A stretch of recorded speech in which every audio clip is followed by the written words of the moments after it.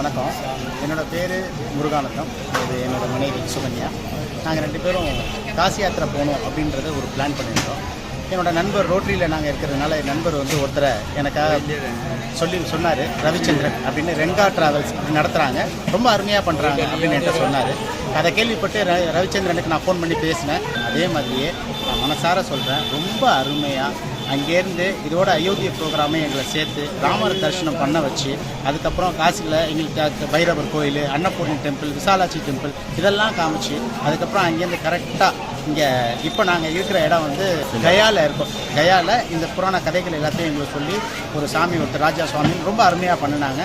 எங்களோட காசி யாத்திரை இந்த ரெங்கா ட்ராவல்ஸ் மூலியமாக நடந்ததில் நான் ரொம்ப சந்தோஷப்படுறேன். கண்டிப்பாக யார் வரதா இருந்தாலும் தேர்ந்தெடுக்கலாம். ரொம்ப நியாயமானது, ரொம்ப சரியானது. இது என்னோட வாதம். நன்றி.